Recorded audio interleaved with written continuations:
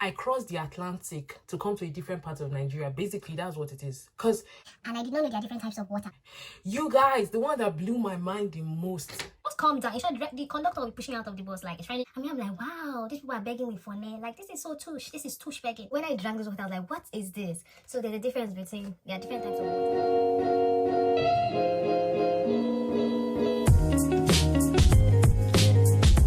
Welcome back to my channel. In today's video, I'm talking about the culture shock that I've experienced here in the UK, like things that have literally blown my mind. The very first thing is they drink tap water here, you guys. Like, people just go to the tap, turn it on and drink the water. I mean, I'm like, hey. So when I first came, I was not doing that because I did not trust the water. Back in Nigeria, you don't just go to a tap, any tap, and just drink the water because you are scared of typhoid. But here, like, people literally drink water from the tap. So before I started drinking water from tap, I was always buying bottled water, and I did not know there are different types of water, which just makes life really complicated. So this was like the water that I bought the first time I came, and it's called still spring water. So fine, blue cap. Okay, so I went to the store one day. I was really thirsty, and then I got this water, you guys. It is called sparkling spring water. I did not know there's a difference in types of water. So basically this is the normal water that I know, and then this one tastes like what I don't even understand. And the funny thing is, the thing about sparkling spring water is that it is actually fancy water, and it bubbles. Look, like I've seen all that, it bubbles because it's sparkling. Do you understand? And it has, did you hear that? It has gas, unlike normal water, which is just normal.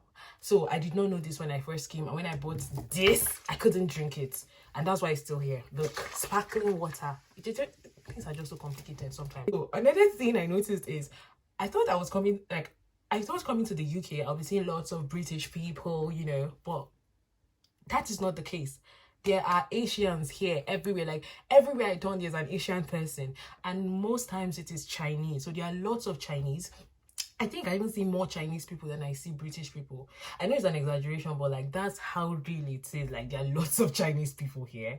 They may not all be Chinese, but you know, they all look like Chinese to me. So yeah. So when you go to the store here, you buy your bags. Like, you pay for your leather. You know how you go to markets in Nigeria, like, madam, I beg double that leather. I go here, double up, and do my double the leather for free. Here, if you want to double the leather, you will pay. For every leather you carry, you're paying for it. So the nylon bag you put all of your groceries or everything you've bought, you're paying for that bag. So it makes you even manage your bag and bring your own bag from home. And I think it helps in recycling bags. So usually I carry my own bag and go there. It's not that expensive, but it's just that I want you to know that you are paying for the bag. So if you want 10 bags, you are paying for the 10 bags, okay? That shocked me. Everything here is automated. It is so crazy. So there's this thing called contactless payment, where you just place your card on the machine and it takes the money. Like, you don't have to put your PIN to buy stuff. When I went to the bank and they gave me this card, I'm like, oh no, please, I'm worried. What if someone just takes my card and buy stuff? But they're like, yes, there's a £30 limit. So you can only buy things under £30 by just tapping your card without putting your PIN. But if it's over £30, you have to put your PIN to buy it. So basically, this is what it looks like. Are you seeing this Wi-Fi sign here? When that Wi-Fi sign is on a card, it means that it can do contactless payment. So all I have to do is just tap it on the machine and it takes the money out. Amazing. Another thing is the efficiency of bus here. Like, if the bus is gonna be here, if the timetable says the bus is to be here by 12:15, you guys, 12:15 the bus will be there.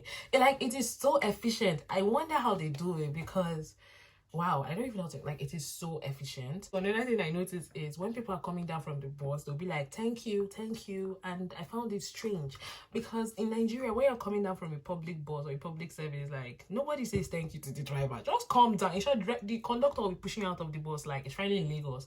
Like, get out of the bus. Just come down and go. You don't need to say anything to the driver.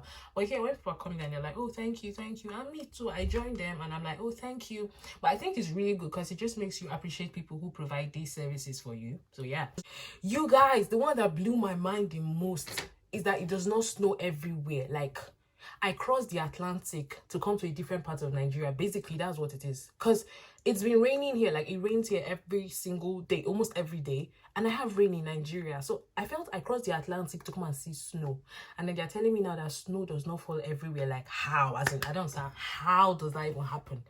So apparently where I stay, it snows maybe every 2 years or every 3 years. So there's the likelihood that I'm in the UK and I will not see snow. It doesn't make any sense because the movies I watch are all like snow, and then I've told all my friends I need to make a snow angel, so there's no how I will not see snow. If it means traveling up north to see the snow, I will go, because I can't come to the abroad and not see snow, you guys. Like, it doesn't make sense.